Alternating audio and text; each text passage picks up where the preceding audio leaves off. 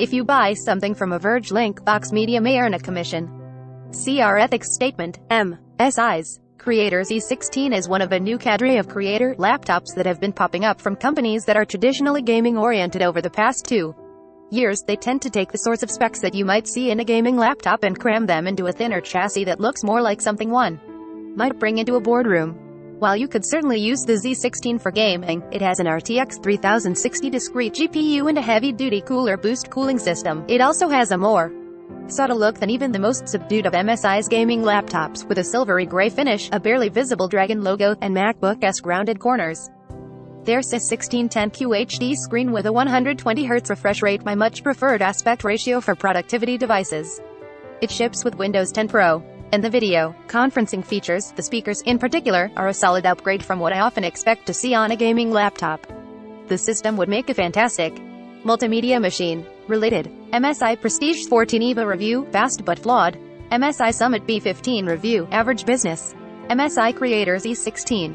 Verge score: 7. Good stuff, bad stuff. Buy for $2,199.99 from Amazon. Buy for $2,349.99 from MSI. Buy for $2,199.99 from Best Buy.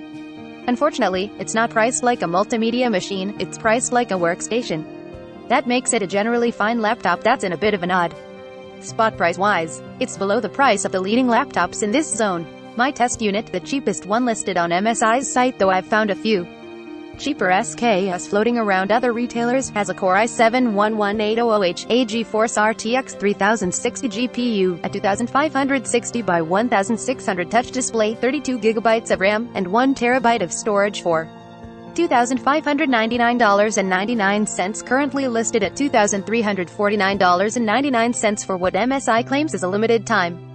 A comparable Dell XPS 17 with a bigger screen, but lower resolution, has the same MSRP, and a 16-inch MacBook Pro with comparable RAM and storage is $500 more, $3,099. But the Z16 is certainly still an expensive laptop, a Gigabyte Aero 15 with the same specs is going for a few hundred less at Walmart though.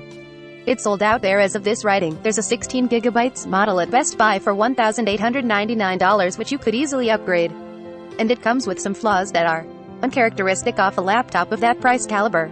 While I can see this product having an audience, those who can afford to spend more absolutely should. The first thing to be aware of: this laptop is loud. The Z16's fans got going the instant I fired up Cinebench, and they trucked along throughout the entire benchmark run. The noise wasn't audible from the next room over, but it was certainly loud enough to be distracting as I worked at the same table. The world's thinnest 0.1mm sharp-edged fan blade. MSI has made a big deal of the new cooling system, which is said to contain the world's thinnest 0.11mm sharp-edged fan blade.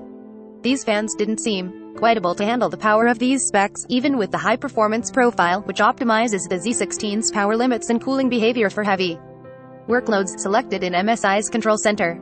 This control center, by the way, has been much smoother to use than iterations have had to use on previous MSI laptops, so props to MSI for that. The Z16's 30-minute Cinebench score was lower than the 10-minute Cinebench score, and the CPU was very consistently hitting 95 degrees Celsius throughout the benchmark. Basically, this wasn't a MacBook scenario where the Z16 took whatever we threw at it with no sweat. It was working good. That heat wasn't as much of a problem on our real-world Premiere Pro 4K export test, which the Z16 completed in 3 minutes and 9 seconds. That's a competitive score and faster than almost every Windows laptop we've ever tested. But the Z16 only got a 769 on the Puget Systems benchmark for Premiere Pro, which tests live playback and export performance. The Aero 15 beat that handily. Temperatures were more manageable during the Geekbench suite, and notably, the Compute benchmark, which leverages the GPU more than the CPU. Geekbench Compute, interestingly, was also the only test that the MacBook Pro models didn't blow the Z16 out of the water on. Overall, while the Z16 isn't totally topping its category, you're getting some real graphics power, and certainly more than you would expect from a thinner and lighter big screen device. It seems like a compelling package, but that's before we talk about battery life. The battery life is bad. Even on the Z16's battery saver profile and with the keyboard backlighting and the GPU turned off, I was still getting under 5 hours of continuous work at medium brightness, close to 4.5 hours on average. And my workload isn't anything close to what this computer is capable of. I was mostly jumping around between a dozen-ish Chrome tabs and running occasional Zoom calls over top. You should certainly expect less if you're doing anything more demanding on battery. The Z16 just isn't realistic as a portable laptop with this battery capacity. We wouldn't necessarily expect the laptop in this category to last all day, but this result is disappointing even large-screen competitors. I regularly got between 7 and 8 hours out of the last Dell XPS 17 I reviewed. And, of course, even the more powerful 16-inch MacBook Pros last at least twice as long. We're no longer in an era where hefty power means chopping hours off a device's battery life, even for thin and light products. MSI Creator Z16 benchmarks. Benchmark score. Cinebench R23 Multi 10,350. Cinebench R23 Single 1437. Cinebench R23 Multi looped for 30 minutes 9,991. Geekbench 5.3 CPU Multi 8,613. Geekbench 5.3 CPU Single 1555. Geekbench 5.3 OpenCL Compute 89,287. The Z16 is generally a well-built and nice-looking device. Performance aside, the Z16 is generally a well-built and nice-looking device. It's fairly thin, at just 0.63 inches thick. It's sturdy with a comfortable finish, a step above most MSI devices I've reviewed before when it comes to build quality. The display, in particular, is gorgeous, and the 120Hz refresh rate makes scrolling a very smooth experience. Details are crisp. I had no problem sifting through a batch of photos for some light editing. I also appreciate that there's a row of handy hotkeys on the right side of the keyboard, which is slightly more convenient to reach than the function row. But the biggest pleasant surprise to me was the speakers. There are 4 of them, and they sound great, easily reaching the volume of a decent external speaker. I could hear both the bass notes and quieter mid-range tones that I don't usually hear from laptop audio. Did you know there's some cute, subtle harmony in the first chorus of Harry Styles' Falling? I did not until I heard it on the Creator Z16 for the first time. These features, again, make the Z16 a solid machine for productivity and entertainment. But they may not be as important to the Z16's target audience as some of its glitches, and there are a few dings that are surprising to see in a device at this price point. For one, while the port selection should be fine for general use, 2 Thunderbolt 4, 2 USB 3.2 General 2 Type-A, 1 microSD reader, and a headphone jack, in addition to a DC in for the barrel charger, there's no HDMI.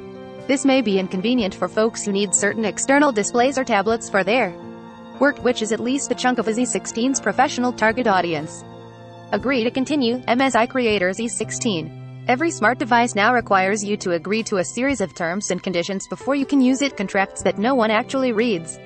It's impossible for us to read and analyze every single one of these agreements.